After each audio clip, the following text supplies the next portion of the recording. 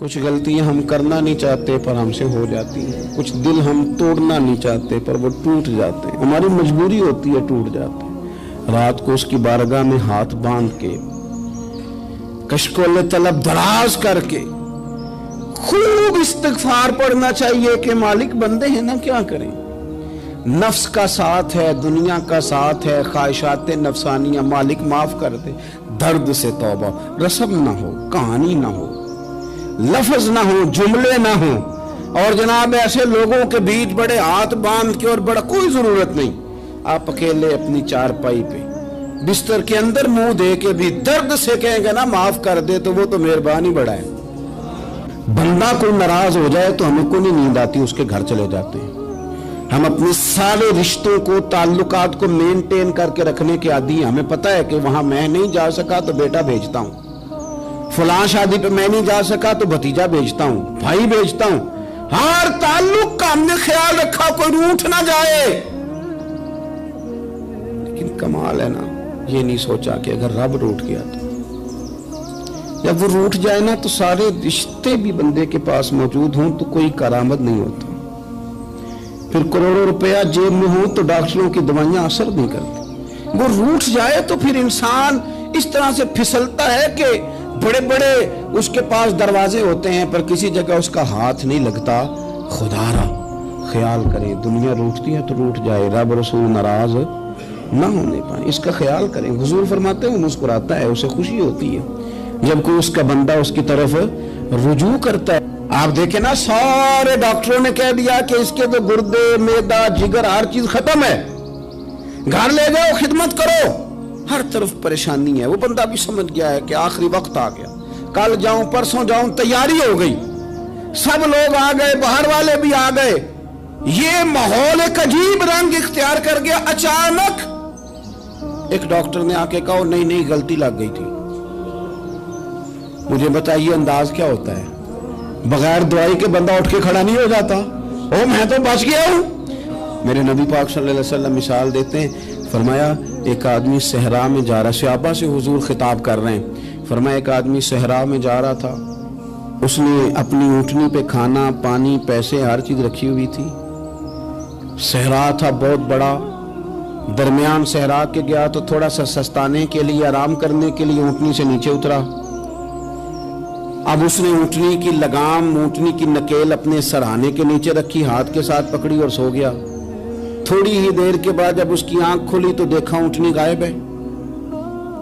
صحرا میں وہ پیدل نہ آگے جا سکتا ہے، نہ پیچھے جا سکتا ہے، نہ دائیں نہ بائیں، کھانے کو روٹی نہیں، پینے کو پانی کا قطرہ نہیں، تھوڑا ادھر بھاگا ادھر بھاگا، تھک گیا۔ کریم محبوب فرماتے ہیں وہ پوری طرح نڈھال ہو گیا اور مایوس ہو گیا، معاذ اللہ، مایوس ہو کے دوبارہ اسی جگہ آ کے لیٹ گیا جہاں پہلے لیٹا تھا، انتظار کرنے لگا کہ اب موت ہی آئے گی، آخری وقت ہے، اب نہ میں پیدل یہ صحرا کراس کر سکتا ہوں، نہ پیچھے جا سکتا ہوں، نہ کھانا ہے نہ پانی ہے، سوائے موت کے کوئی سہارا نہیں۔ حضور فرماتے ہیں وہ رستے میں دوبارہ لیٹ گیا، اچانک اس نے رخ بدلا تو اونٹنی سامنے کھڑی تھی۔ حضور نے صحابہ سے پوچھا بتاؤ نا اسے بھلا کتنی کو خوشی ہوگی؟ یا رسول اللہ جسے نئی زندگی مل گئی ہے۔ نبی پاک صلی اللہ علیہ وسلم فرمانے لگے اس کی اونٹنی مل گئی، بتاؤ بھلا اسے کتنی خوشی ہوگی؟ یا رسول اللہ وہ تو دوبارہ دنیا میں آ گیا۔ حضور فرمانے لگے اسے کچھ بھی خوشی نہیں ہوئی۔ جب کوئی رب کا گناہگار بندہ آ کے توبہ کرتا ہے، رب کو اس سے کئی گنا زیادہ خوشی ہوتی ہے۔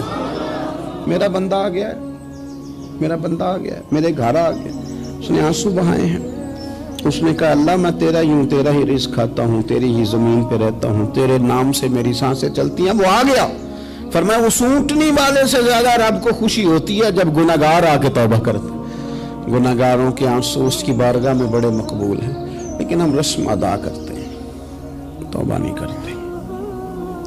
ہم اپنے آپ کے ساتھ دھوکہ کرتے ہیں، جھوٹ بولتے ہیں۔ ہم نہ گناہگاروں پر بھی فتویٰ دینے میں جلدی کرتے ہیں اور نیکی پر بشارت دینے میں بھی جلدی کرتے ہیں، حالانکہ یہ ہماری ذمہ داری نہیں۔ پتہ نہیں اللہ تعالیٰ کس کو کب توفیق توبہ دے کے اپنے قریب کر لے، لیکن بڑی جلدی ہے۔ बड़ी जल्दी फतवा देने में। और ये फतवा सिर्फ मुफ्तियों का नहीं रह गया, ये मेरी तरह के आपकी तरह के ढेरों लोग हैं जिन्होंने जेब में फतवे डाले हुए। भाई आपने क्यों जिम्मेदारी ले ली है जन्नत में दाखिल करने की और निकालने की? ये तो मेरे रब करीम का करम है, वो जिसको चाहे जब चाहे जितना चाहे अता करे। लेकिन कुछ लोग ना बड़े पक्के हो गए हैं कि शायद जो मैं सोच रहा हूं वही दुरुस्त है। कभी कभी कुछ चीजें अजीब भी होती हैं, लिहाजा खुदा की रहमत पर भरोसा करके बात करनी चाहिए। अपनी मर्जी के फतवे नहीं दागने चाहिए। वो देखो जी फलाना बंदा यूं कर रहा है, आपको पता ही नहीं पूरी बात का, आपको इल्म ही नहीं पूरी बात का। हजरत बाउलक नक्शबंद बुखारी रहमतुल्लाह अलैह फरमाते, मैं हज करने गया तो वहां मैंने एक आदमी को करोड़ों का कारोबार करते देखा, तो मेरे दिल में ख्याल है यहां भी अल्लाह अल्लाह करनी चाहिए थी, दुनियादारी कर रहा है। लेकिन फरमाते हैं हज से फारिग हुए तो मैंने देखा वही बंदा सारा कुछ रब की बारगाह में खैरात कर रहा है, और सैकड़ों गरीब हाजी हैं जिनको पूरे पूरे खर्चे दे रहा है।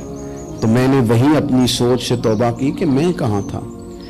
बड़ी जल्दी खड़े ना हो जाएं। हजरत हसन बसरी रहमतुल्लाह ताला अलैह इरशाद फरमाते हैं कि मैं दरिया के किनारे गया तो वहां मैंने एक शख्स को देखा, वो अपनी एक खातून की गोद में सर रख के बैठा और करीब एक बोतल भी पड़ी है। मेरे दिल में माज़ अल्लाह ख्याल आया कि देखो किस अंदाज में एक औरत के साथ ये है और पास बोतल भी पड़ी है, जाने शराब है। कहते मैं सोच ही रहा था कि अचानक की कश्ती आ रही थी दरिया में, वो हिचको लेखा है, कश्ती में 4-5 लोग थे, वो दरिया में डूबने लगे।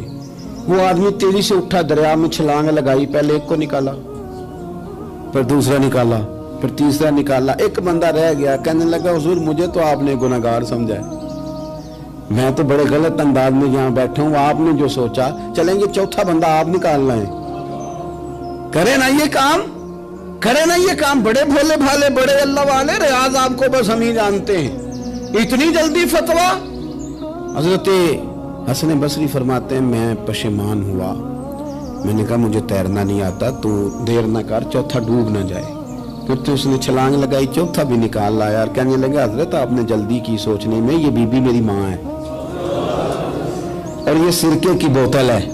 हम माँ बेटे का ये मशगला है कि ये वो जगह है जहाँ आके लोग मुसाफिर उतरते हैं और यहाँ से किसी का घर 100 मील है, किसी का 200 मील है। हम सुबह सिरका खजूरें रोटियां लेके यहाँ आते हैं, मुसाफिरों की नौकरी करते हैं, कोई परेशान हो तो मदद करते हैं। हजरत ख्वाजा हसन बसरी फरमाते हैं मैंने माफी मांगी, उनसे भी मांगी, रब से भी मांगी। उन्होंने मांग ली ना, बुजुर्ग थे, पर हमको नहीं तैयार मांगने को। हम हर वक्त बदगुमानियां, वो फलाना फलाने जुर्म करता था, मैं उसे अब कैसे नेक मान लूं? भाई अब वो नमाजी है, खुदा के घर आता जाता है, अब अल्लाह की बारगाह में हाजिर होता है। जब रब ने माफ कर दिया तू भी सोच बदल जा। सुने हुजूर क्या फरमाते हैं। नबी पाक साहिब वलाक सल्लल्लाहु तआला अलैहि वसल्लम फरमाते हैं, मुस्नद इमाम अहमद बिन हंबल देखिए, फरमाया रब उस वक्त बड़ा ही मुस्कुराएगा जब कातिल भी जन्नत में जाएगा, मकतूल भी जन्नत में जाएगा। या रसूलल्लाह मकतूल तो गया, ये कातिल कैसे चला गया? हुजूर फरमाते हैं जाएगा, और जाएगा और रब मुस्कुराएगा जो उसकी शान के लायक है। या रसूलल्लाह किस तरह? तो नबी पाक सल्लल्लाहु अलैहि वसल्लम फरमाने लगे इसने एक मोमिन को कत्ल किया था, वो शहीद होकर जन्नत में चला गया। अब अल्लाह ने बाद में इसे तौबा की तौफीक दे दी। पहले इसने कलमा पढ़ा, फिर ये मैदान में उतरा, काफिरों से लड़ा, ये शहीद हुआ, रब ने इसे भी जन्नत दे दी। कातिल भी जन्नत में, मकतूल भी जन्नत में। और बात इतनी अनोखी है कि रब देख के मुस्कुरा रहा है जो उसकी शान के लायक है। हम जल्दी में हैं, हम इंतजार नहीं कर रहे कि शायद तौबा कर जाए, हम इंतजार नहीं कर रहे। लेकिन मेरे अजीज इतनी जल्दी न करें। सोचों का साफ होना, ज़हनों का पाक होना और लोगों के बारे में गुमान का अच्छा होना।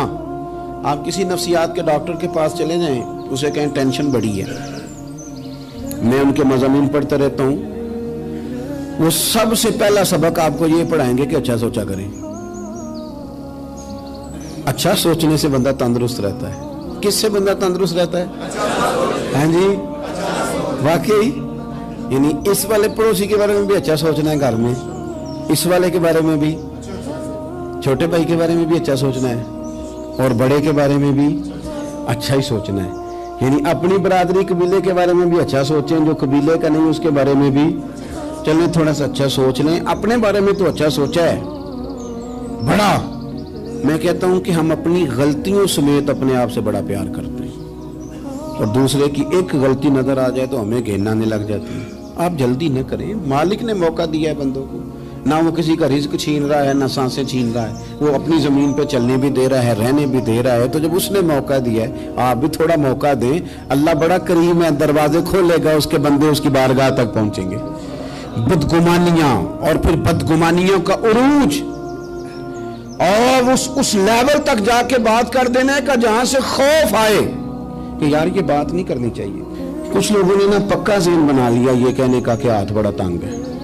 پکا آپ جس وقت پوچھ لیں ان کا ہاتھ اور بڑا ہی زیادہ تنگ ہے. آپ یقین کریں بہن کا جو خامند ہے وہ کہہ رہا ہے جا حصہ لے کے آ, تیرے بھائیوں کی کمائی تو نہیں تیرے ابا کی ہے, لے کے آ. وہ بیچاری اس کی منتیں کر رہی ہے, کہتی ہے اگر جاؤں گی نا تو وہ کہیں گے حصہ لے جا, آج کے بعد ہمارے گھر نہ آنا, میرا دروازہ نہ بند کرو, مہربانی کرو. اور بھائی سے بات کرتی ہے تو کہتا ہے ہاتھ ہی بڑا تنگ ہے, جب ٹھیک ہوگا تو دے دوں گا. نہ کریں یہ ظلم. ہمارے اپنے تڑپتے رہتے ہیں اور ہماری دولتیں اندر پڑی رہتی ہیں. ہمارے اپنی چھوٹی چھوٹی ضروریات کے لیے پریشان ہوتے ہیں, لیکن ہم بڑے بڑے بہانے ہیں ہمارے پاس, کہتے ہیں یہ نکما ہے, یہ نکھٹو ہے, یہ کام نہیں کرتا, اس میں فلانا ہے, بے فلانا ہے, بلے میں نے نہیں ساتھ چلنا. اظہار جب آپ کے اندر پیدا ہوتا ہے نا, اظہار جب کسی کے لیے آپ حساس ہوتے ہیں تو آپ کو بھی سرور حاصل ہوتا ہے. نہ کریں یہ کام کہ آپ کو اللہ نے وسعت دی ہے اور ہر وقت آپ ہاتھ تانگ ہونے کا رونا رو رہے ہیں, ہر وقت آپ یہ کہہ رہے ہیں میں بڑی آزمائش میں ہوں, جب خدا نے آپ پہ نہیں ڈالی. تو اتنے جھوٹ بولنا صرف اس لیے کہ میرے پیسے بچ جائیں, صرف اس لیے کہانی سنانا کہ حالات میرے بڑے خراب ہیں کہ کوئی بندہ میرے سے کوئی تھوڑا بہت قرض نہ مانگ لے. سنو, نبی پاک صلی اللہ علیہ وسلم کے پاس مہمان آ گیا, بخاری مسلم ہے. حضور نے ازواج مطہرات کے گھروں میں پیغام بھیجا, کچھ چیز ہے ضیافت کے لیے؟ یا رسول اللہ کچھ بھی نہیں, یہ دو جہاں کے شاہ ہیں اور پاس کچھ رکھتے نہیں, دو جہاں کی نعمتیں ہیں ان کے خالی ہاتھ میں. یا رسول اللہ کوئی چیز بھی نہیں. حضور نے صحابہ کے مجمع پہ نظر ڈالی, یا رسول اللہ صلی اللہ علیہ وسلم حکم ہو. تو حضور فرمانے لگے تم میں سے کوئی بندہ ہے جو اسے گھر لے جائے روٹی کھلائے. ایک صحابی اٹھے فوراً, حضور میں لے کے جاتا ہوں کھانا کھلاتا ہوں. فرماتے ہیں میرے گھر میں صرف بچوں کا کھانا تھا,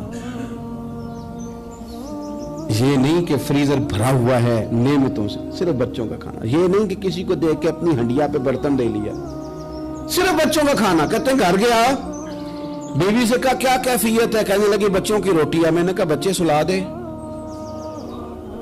صبح ناشتہ کر لیں گے. تو کہنے لگی آپ کیا کھائیں گے؟ تو میں نے کہا نہ میں کھاؤں گا نہ تم کھائے گی, مہمان جو نبی پاک کا ہے.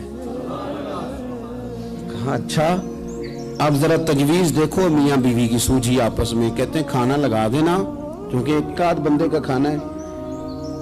اپنی غربتوں کا ہر جگہ اظہار کرنا, رونا رونا. یہ دیکھو غربت کیسے چھپائی جا رہی. اس کو کہا نہیں کہ چل تو تھوڑا رحم کھا, تو آیا ہے تو تھوڑا رحم کھا, یہ نہیں کہا. کہا اٹھ کے نا تو کھانا رکھنا اور اٹھ کے نا چراغ ٹھیک کرنے کے بہانے بجھا دینا. ہم دنیا والوں کے سامنے کیوں اپنے دکھ بیان کریں؟ ہم جو کہیں گے رب رسول کی بارگاہ میں کہیں گے. تو نا چراغ ٹھیک کرنے کے بہانے. اہلیہ اٹھی, کھانا دینے کے بعد چراغ ٹھیک کرنے کے بہانے بجھا دیا. خامد بھی ہاتھ چلاتے رہے, بیوی کبھی برتن رکھتی کبھی اٹھاتی, پتہ چلے کہ کھانا کھا رہے ہیں, کھانا کھایا جا رہا ہے. کہتے ہیں مہمان پیٹ بھر کے کھانا کھا گیا. یہ کام ہوا رات کے اندھیرے میں, اس وقت ہوا جب چراغ بھی بند تھا, اس وقت ہوا جب کوئی دیکھنے والا نہیں تھا, کسی پڑوسی کو بھی خبر نہیں تھی. فرماتے ہیں صبح کے اجالے میں اس مہمان کو لے کے مسجد نبوی میں نے قدم رکھا تو نبی کریم نے فرمایا رات جو تم نے کام کیا ہے نا اسے دیکھ کے میرا رب بڑا مسکرایا ہے, اللہ بڑا مسکرایا ہے. اللہ تر دامنی پہ شیخ ہماری نہ جائیے, ہم دامن نہ چھوڑ دیں تو فرشتے وضو کریں. یہ شان ہے صحابہ کی. نبی کریم علیہ السلام نے فرمایا رب رات مسکرایا تیرا یہ انداز دیکھ کے, اور اس نے قرآن نازل کیا وَيُبْصِرُونَ عَلَىٰ أَنفُسِهِمْ وَلَوْ كَانَ بِهِمْ خَصَاصَةٌ. کچھ لوگ وہ ہیں جنہیں بڑی بھی ضرورت ہو تو دوسروں پر اثار کر دیتے ہیں. कुर्बानी दे देते हैं। रब मुस्कुराया है, अंदर पैसे रखे हुए हैं, अंदर पैसे रखे हुए हैं, और बहन आके मिन्नत कर रही है कि भाई हालात बड़े ख़राब हैं, थोड़ी सी मेहरबानी कर। तो कहते हैं बहन पर्दा ही है बस, कैसे बताऊं तुझे हालात, तुझे क्या बताऊं, काम कितनी मुश्किल से चलता है, ये पर्दा ये बस। बहरहाल अगर तूने कहा है ना 50,000 तो मैं ज़्यादा नहीं, कोई 20 को दे दूंगा तुझे, वो भी खासी नेकी करके, वो भी बता सिखा के। रात अम्मा पे लहदा से एहसान चढ़ाऊंगा, अब्बा पे लहदा से चढ़ाऊंगा कि तुम्हारी बेटी के साथ ताउन करना, सारे इलाके को वैसे ही बताऊंगा। तब वो गरीबनी बेचारी 20,000 लेके घर गई है, कई सिफारिशें कर रही है कि मेहरबानी करो। मैंने ऐसे भी देखे हैं जो पहले बीवी को पकड़ाते हैं, तू दे, इसलिए कि फिर वजीर आजम तो डंडा निकाल लेगा तो बड़ा मुश्किल हो जाएगा फिर घर में रहना, लिहाजा वो ये तू आगे लग। ये क्या लहजा है आपका, ये तो किसी को भी दे तो छुपा के देने का हुक्म है, किसी को भी दे तो हमें हुक्म ये है कि सीधे हाथ से देना है, उल्टे को खबर। और ये जो बिल्कुल ही अपने हैं उन पर तो पर्दा पोशी आपके लिए वैसे ही जरूरत थी। मेरे अजीज, रब मुस्कुराता है। मेरे नबी पाक अलैहिस्सलाम ने ये आमाल हमें बताए जिन पर अल्लाह मुस्कुराता है, खुश होता है। और बाज लोगों को हुजूर ने नॉमिनेट किया। हज़रत साद बिन मुआज़ रज़ी अल्लाह ताला अन्हु अजीम सहाबी थे। ये वो खूबसूरत सहाबियां जिनके जनाजे को कंधा मेरे नबी पाक ने अता फरमाया,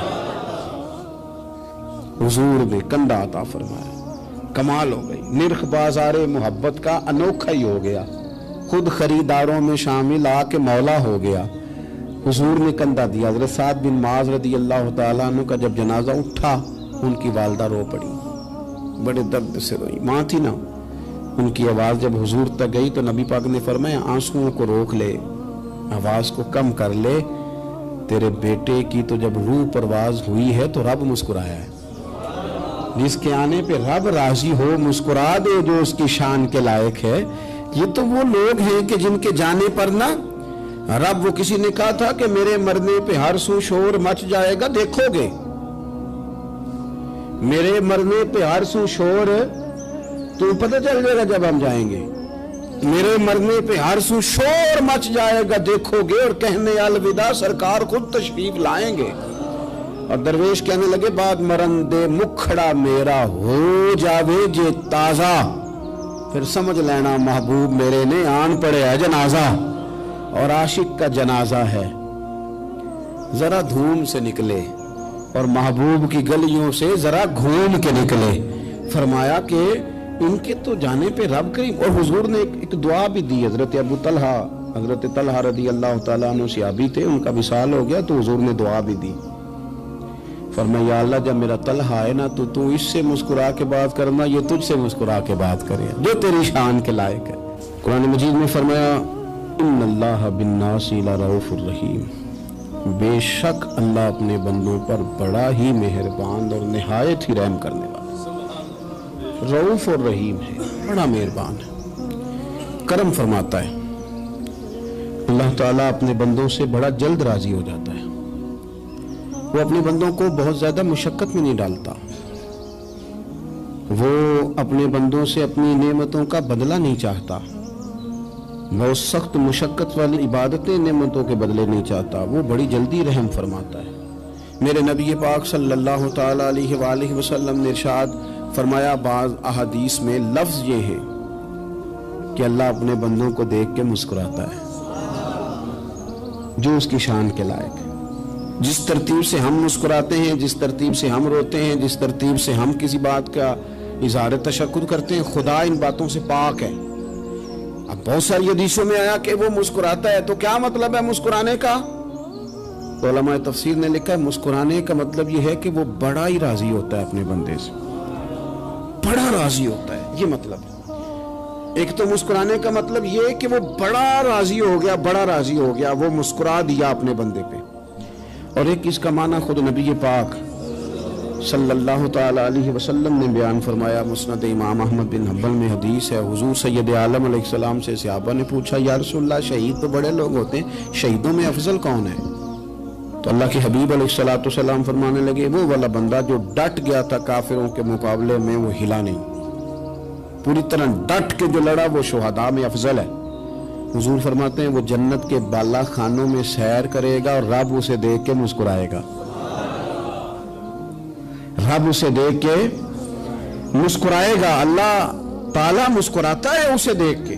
اور اگلے جملے میں حضور نے وضاحت کر دی، فرمایا جب رب دنیا میں کسی پر مسکراتا ہے نا تو اس کا معنی یہ ہے کہ قیامت میں پھر اللہ اسے حساب کوئی نہیں لے گا۔ جس پر اللہ دنیا میں مسکرا دیا اس سے کوئی حساب، تو وہ کام ڈھونڈنے چاہیے نا جس سے اللہ مسکرائے۔ ویسے کبھی ہم ایسا کرتے ہیں کہ نہیں کہ کسی کو راضی کیا جائے؟ یہ کام ہم کرتے ہیں کہ ہماری کمپنی کا جو سربراہ ہے وہ ہم سے راضی رہے، جس ادارے میں ہم پڑھاتے ہیں اس ادارے کا بڑا ہم سے راضی رہے۔ یہ کرتے ہیں ہم، اس کے لیے کچھ نہ کچھ ہیلے بہانے ہم کرتے ہیں۔ برادری، قبیلہ، علاقہ، بستی، لوگ کسی طریقے سے ہمارے ساتھ مطمئن رہیں، کرتے ہیں نا یہ سارے کام۔ اس میں تھوڑی مشکل بھی ہمیں آتی ہے لیکن کرتے ہیں، کیا کریں۔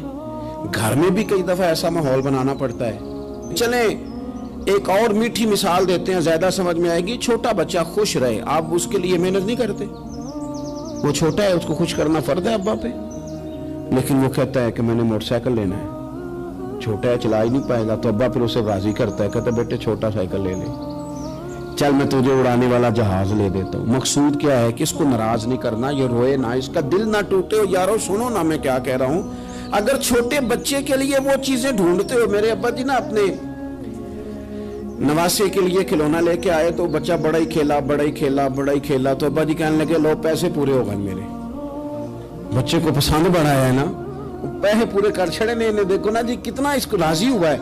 تو انسان کیا کرتا ہے کہ کوشش کرتا ہے، چھوٹا بچہ بھی ناراض نہ ہو تو وہ چیزیں وہ ڈھونڈتا ہے کہ اس کو کیا پسند ہے، چاکلیٹ لے جاؤں، فلاں چیز لے جاؤں، آئس کریم لے جاؤں۔ تو ایک بچے کے لیے، گھر کے لیے، سربراہ کے لیے اتنی محنت کرتے ہو تو وہ کام بھی ہمیں ڈھونڈ کے تلاش کرنے چاہیے نا جس سے رب راضی ہوتا ہے، اللہ راضی ہوتا ہے۔ بتاؤں وہ کون کون سے کام ہیں؟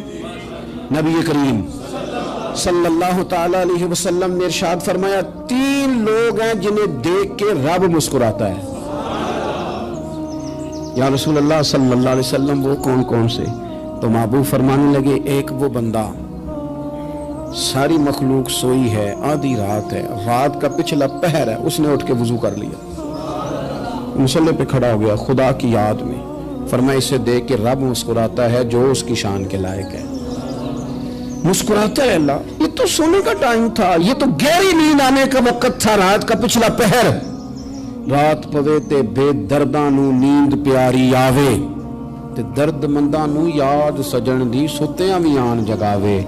اور ساون کی کالی راتوں میں جب بوندا باندی ہوتی ہے، وہ راتوں کو اٹھ روتے ہیں جب خلقت ساری سوتی ہے، اللہ مسکراتا ہے۔ اور سننا میرے بھائی، میرے نبی پاک صلی اللہ تعالی علیہ وسلم فرماتے ہیں جب مسلمان نماز کے لیے صفیں بناتے ہیں نا، ترتیب لگ رہی ہوتی ہے، اب اللہ کی بارگاہ میں کھڑے ہوں گے، قیام کریں گے، رکوع کریں گے، سجود کریں گے، فرمایا جب مومن صفیں بناتے ہیں تو رب دیکھ کے مسکراتا ہے، مسکراتا ہے۔ کمال ہو گئے عروج بندگی کا، جب بندے کو دیکھ کے رب مسکرائے، خدا بندے سے خود پوچھے بتا تیری رضا کیا ہے، مسکراتا ہے۔ اور میرے نبی پاک علیہ السلام فرماتے ہیں جب مجاہد جہاد کے لیے صفیں سیدھی کرتے ہیں، آج تو یہ رب کے نام پہ مرنے ہی آ گئے، یہ صفوں میں کھڑے ہوں گے، ترتیب سے لڑیں گے، ترتیب سے گلا کاٹیں گے کافروں کا یا شہادت لیں گے۔ فرمایا جب جہاد کے لوگ صفیں بناتے ہیں تو رب انہیں دیکھ کے مسکراتا ہے۔ کتنے نصیبوں والا وہ بندہ ہے جسے دیکھ کے مسکرا دیا۔ او یار کبھی تیرا بیٹا تیرے سامنے مسکرائے نا چھوٹا، تو تیرا دل باغ باغ ہو جاتا ہے۔ تیری ماں بیمار کسی ایک دن صحیح طرح ہنس پڑے تو طبیعت خوش ہو جاتی۔ مجھے بتاؤ نا جس کا رب بھی اسے دیکھ کے ہنس پڑے، جو اس کی شان کے لائق ہے، کیا اس بندے کے نصیبیں ہیں، کیا اس کے مقدر ہیں۔ آپ اس مقام پر اپنے آپ کو لائیں۔ اب دیکھیں نا یہ حدیث آپ نے سن لی، اب ہم نے نا اس طرح صفیں نہیں بنانے جس طرح ساری دنیا، آپ ذرا صفیں بھی شوق سے بنائیں گے، آپ ذرا تھوڑا سا شوق پیدا کریں گے، بھئی یہ تو میں وہ کام کرنے لگا ہوں جسے دیکھ کے رب مسکراتا ہے۔ نبی پاک صلی اللہ علیہ وسلم نے فرمایا جب کوئی بندہ توبہ کرتا ہے نا، ہم توبہ کا رٹا لگاتے ہیں، یا اللہ میری توبہ یا اللہ۔ اور توبہ کا تو مطلب یہ ہے کہ پچھلے گناہوں سے پکی توبہ، آج کے بعد یہ غلطی نہ کرنے کا پکا وعدہ۔ तूने सारी शबे बरात रो के गुजारी है, बता सवेरे झूठ जोड़ने का इरादा है तेरा? आज के बाद रिश्वत तो नहीं ना लेगा, मिलावट तो नहीं ना करेगा, ये तौबा है। और अगर सारे काम उसी तरह करने तो फिर ये तौबा का रट्टा है, जितना मर्जी लगाओ। हजरत अली बिन रबिया रदी अल्लाह ताला अन्हु फरमाते, मैं मौला अली के साथ था, मकाम हर्रा की तरफ जा रहे थे, हजरत अली ने हाथ उठा के दुआ मांगी हमारी तालीम के लिए, वरना हजरत अली हम सहाबा को महफूज अनिल खता तो मानते हैं ना। हाथ उठा के कहा, ऐ अल्लाह हमारे गुनाह बख्श दे, तेरे अलावा कोई माफ करने वाला नहीं। और फिर हजरत अली आसमान की तरफ देखा और देख के ना हजरत अली बिन रबिया को तो मुस्कुराए।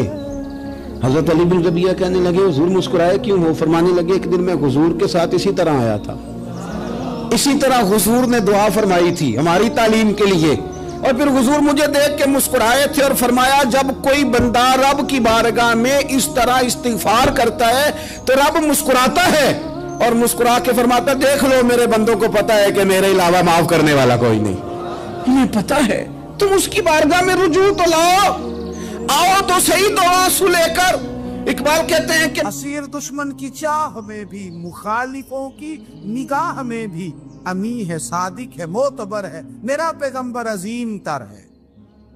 नबी पाक सल्लल्लाहु अलैहि वसल्लम तशरीफ लाए, उन्होंने कहा जी आप जो फैसला भी करें कबूल है, आप बता दें कौन सा कबीला हजर अस्वद उठा के, बाकी खाना काबा की तामीर मुकम्मल हो गई, हजर अस्वद कौन सा कबीला लगाए, पहले तय कर लिया था जो हुजूर फैसला करेंगे सबको कबूल होगा। अब अगर हुजूर एक के हक में फैसला कर देते तो तैयार थे ना बाकी कबूल कर देंगे। अब वो सारे कबीले नजरें हुजूर पे लगाए, नतीजा निकलना है, ये समझ ले पास फेल का नहीं, फर्स्ट सेकंड का नतीजा है। किसको शहादत मिलती? ई शहादत बजोरे बाजू नेज किसको मिलती है? कुर्बान जाऊं हुजूर की हिकमत पर, नबी पाक के तदब्बर पर।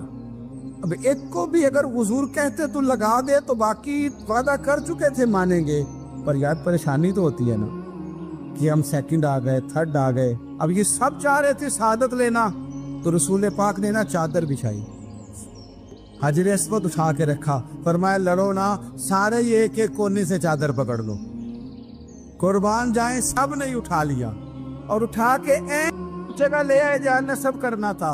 हुजूर ने अपने दस्ते मुबारक से पकड़ा, वहां लगा दिया। अब कोई सब से पूछता ना किसने लगाया है, तो सब यही समझते थे हमने ही लगाया है, और आखिरी फैसला ये था हम सब नहीं लगाया है। ये हिकमत है रसूल पाक की। तेरे आगे है यूं तबे लचे फुसा अरब के बड़े बड़े, कोई जाने मुंह में जुबान नहीं बल्कि जिस्म में जान नहीं। नबी पाक अलैहिस्सलाम ने फरमाया, जो नमाज तुम अपने घर के अंदर पढ़ोगे, एक नमाज का अल्लाह तुम्हें सवाब देगा, जमात के साथ पढ़ोगे तो 27 नमाजों का सवाब। लेकिन फरमाया वही नमाज अगर तुम मेरी मस्जिद नबी में आके पढ़ोगे तो अल्लाह 50,000 नमाजों का सवाब अता करेगा, 50,000 नमाजों का। और मदीने वाले हबीब फरमाने लगे, वही नमाज अगर तुमने बैतुल्लाह में आके पढ़ी तो नमाज एक होगी, लेकिन रब तुम्हें 1,00,000 नमाज का सवाब अता फरमाए। अब ये फजीलत हुजूर ने बयान की, फजीलत देखें, अल्लाह ताला की रहमतें हर जगह बरसती, यहाँ कब बरसेंगी हमें कोई पता नहीं, तकरीर के वक़्त, खुतबे के वक़्त, नमाज के वक़्त, दुआ कब बरसेंगी नहीं पता। लेकिन खानाए काबा का जो मामला है और वहाँ जो रहमत का मामला है, मुल्ला रूमी फरमाते हैं कि खुदा की रहमत अगर तुझे इतनी मिल जाए ना, कतरे के बराबर भी, तो समझ ले तेरी दुनिया भी बन गई और तेरी आखिरत भी बन गई। अब मेरे नबी पाक अलैहिस्सलाम की हदीस सुने, हुजूर फरमाते हैं रोजाना बैतुल्लाह शरीफ पर अल्लाह की 120 रहमतों का नुज़ूल होता है। या रसूलल्लाह किस वक़्त होता है? फजर के वक़्त, जोर के वक़्त, असर के वक़्त, तवाफ के वक़्त, नमाज के वक़्त, कब? तो हुजूर ने तय करके बताया। फरमाया 120 रहमतें अल्लाह खाना काबा पे नाजिल फरमाते हैं। या रसूलल्लाह कब? फरमाया 60 रहमतें तो उन पे बरसती हैं जो बैतुल्लाह का तवाफ करते, और फरमाया 40 रहमतें उस पर बरसती हैं जो हरम शरीफ में नमाज पढ़ता है। और हुजूर फरमाते हैं कुछ भी ना करे, बस बैठ के काबे की ज़ियारत ही करता रहे, 20 रहमतें तो अल्लाह उसे भी अता फरमा दे। कितनी मुकद्दस जगह है, वहाँ जाने का ज़ौक़, वहाँ जाने की तड़प, वहाँ जाने का शौक़। ان لوگوں سے تھوڑا سا شکوہ ہے جو کہتے ہیں جی میں نے جی بڑی راج راج کے زیارت کر لی ہے، بس راج گئے، ختم ہو گئی بات۔ سنو، نبی پاک علیہ السلام نے 53 سال حیات ظاہرہ کے وہاں گزارے، 53 سال، لیکن جناب صدیق اکبر رضی اللہ تعالیٰ عنہ فرماتے ہیں قربان جاؤں، جس رات میرے کریم محبوب علیہ السلام ہجرت کی رات مکہ مکرمہ سے نکل رہے تھے تو حضور پلٹ پلٹ کے بیت اللہ کو دیکھتے، حضور پلٹ پلٹ کے دیکھتے تھے، اور پھر میرے محبوب کریم علیہ السلام نے پلٹ کے کعبے کی طرف دیکھ کے فرمایا بیت اللہ تو مجھے بڑا ہی پیارا ہے، تو مجھے بڑا ہی پیارا ہے، اے شہر مکہ تو مجھے بڑا ہی پیارا ہے۔ فرمایا اگر میری قوم مجھے پریشان نہ کرتی میں تجھے کبھی چھوڑ کے نہ جاتا۔ 53 سال رہنے کے باوجود بھی حضور کا بیت اللہ سے پیار، نبی پاک کی اس شہر کے ساتھ وابستگی، وہ دلچسپی، وہ ذوق، وہ شوق، وہ کیفیات، کیوں مان پڑتے جا رہے ہیں ہمارے جذبے؟ ہمارے سیاست کی باتیں روز ہونے لگی ہیں، بحثوں کی باتیں روز ہوتی، لیکن اپنا عشق مضبوط کرنے کی بات، آپ یقین کریں یہ جو عشق ہوتا ہے یہ بندے کو آزاد کر دیتا ہے، یہ بندے کو عشق آزاد کر دیتا ہے۔ اعلیٰ حضرت فرماتے ہیں اے عشق تیرے صدقے جلنے سے چھٹے سستے، جو آگ بجھا دے گی وہ آگ لگائی ہے۔ اور علامہ اقبال کہنے لگے، اقبال سمجھاتے ہیں، وہ کہتے ہیں بجھی عشق کی آگ اندھیر ہے، اب مسلمان نہیں اب خاک کا ڈھیر ہے۔ کہتے ہیں بغیر عشق کے نا کوئی کام بھی، نماز بھی بغیر عشق کے پڑھی جاتی ہے تو کوئی مزہ ہی نہیں دیتی، بندے کہتے ہیں دل ہی نہیں لگتا، پیری مریدی ہے بغیر عشق کے ایسی رسم ہی ہے، ٹھیک ہے گزارا چل رہا ہے، قرآن شریف کی تلاوت ہے تو بغیر عشق کے کیسے کیفیات چلیں گی؟ اللہ رسول کے ساتھ پیار ہے تو کوئی دلچسپی نہیں، کوئی شوق نہیں، کوئی کیفیت۔ آپ یقین کریں کچھ بندوں پہ بندے کو تڑپ آ جاتی ہے، شوق آ جاتا ہے، یار یہ اس کو کیسے نکالیں، یہ کس طرح کا پیار کرتے ہیں، آ کے بیٹھا رہتا ہے، چپ کر کے بیٹھا رہتا ہے، کہتا ہے جی کوئی کام نہیں بس 10 منٹ ملنا ہے، بندے کو اس بندے پر ویسے ہی پیار آ جاتا ہے۔ کچھ ایسے سنگی ہوتے ہیں جو آستانوں پہ 10 چکر لگا کے آتے، شکوہ نہیں کرتے کہ میں 100 دفعہ بھی آیا ہوں فلانے حضرت ملے نہیں، وہ وارفتگی ہے، وہ شوق ہے ہمارا۔ جب تک اللہ رسول کے ساتھ رشتہ عشق کا تھا، پیار کا تھا، ذوق کا تھا، درد کا تھا، خلوص کا تھا، آپ یقین کریں طبیعتیں جمی ہوئی تھی۔ نبی پاک نے نا ہمیں تکلیف میں رہ کے پیار کرنے کا درس دیا۔ بخاری مسلم میں حدیث ہے، حضور اپنے مدینے کی شان بیان کرنے لگے، حضور فرمانے لگے، محبوب فرماتے ہیں یمن فتح ہوگا تو وہاں کھیت اچھے ہوں گے، کھلیان اچھے ہوں گے، کاروبار اچھے ہوں گے، تو کچھ لوگ مدینے والے وہاں جا کے رہنے لگ جائیں گے، آباد ہو جائیں گے، لیکن حضور فرماتے المدینہ تو خیر لہم لو کانوا یعلمون۔ بات کو سمجھنا، فرمایا کہ وہاں کھیت کھلیان اچھے ہیں، ان کا کاروبار وہاں زیادہ چلے گا، لیکن رسول کریم نے فرمایا مدینہ ہی ان کے لیے بہتر تھا، کاش وہ اس بات کو جان لیتے۔ فرمایا پھر عراق فتح ہوگا تو وہاں بھی کچھ لوگ چلے جائیں گے، کاروبار ان کا اچھا چل جائے گا، وہاں رہنے لگیں گے، لیکن فرمایا المدینہ تو خیر لہم لو کانوا یعلمون، فرمایا مدینہ ہی ان کے لیے بہتر تھا، کاش وہ سمجھ لیتے۔ اور میرے نبی پاک علیہ السلام نے فرمایا جو مدینے میں ڈٹے رہیں گے اور مدینے کی تکلیفوں پر صبر کریں گے، اذیتوں پر صبر کریں گے، فرمایا اگر وہ گناہ گار ہوں گے مدینے میں رہنے والے تو میں قیامت میں ان کی سفارش کروں گا، اور اگر نیکوکار ہوں گے تو میں اللہ کی بارگاہ میں ان کی نیکیوں پر گواہ بن جاؤں گا، گویا میں ان کے ساتھ رہوں گا۔ مدینے کے ساتھ نبی پاک کی جو محبت ہے، حضور کا جو پیار ہے، جس رات میرے نبی پاک صلی اللہ علیہ وسلم مکہ مکرمہ سے نکل رہے تھے نا مدینہ طیبہ جانے کے لیے، تو حضور نے دعا فرمائی، کہا اے اللہ تو نے مجھے اس شہر سے نکالا جو مجھے بڑا ہی پیارا تھا، اے اللہ یہاں بڑی یادیں تھیں، بڑا پیار تھا، تو نے وہاں سے نکالا جو مجھے بڑا پیارا تھا، اے اللہ اب تو مجھے اس شہر میں داخل فرما جو تجھے بڑا پیارا ہے، وہاں داخل فرما جو تجھے بڑا پیارا ہے۔ مدینہ طیبہ کے لیے نبی پاک نے دعا فرمائی، کہا اے اللہ تیرے نبی ابراہیم علیہ السلام نے مکے کے لیے دعا کی تھی، میں مدینے کے لیے دعا کر، اللہ مدینے میں دگنی برکت عطا فرما۔ اللہ کے محبوب علیہ السلام کی خاص دلچسپیاں مدینہ طیبہ کے ساتھ، مدینے والوں نے نہ حکمرانی نہیں کی، تو حضور نے پہلے کہہ دیا تھا خلیفہ قریش میں سے ہوگا، لیکن حکمرانی نہیں کی، غلامی کی، مدینے والوں نے نبی پاک کے دروازے کی گدائی کی، مدینے والے ہر میدان میں حضور کے سامنے کھڑے ہوئے دشمن کے مقابلے میں، مدینے والوں نے پیار کیا۔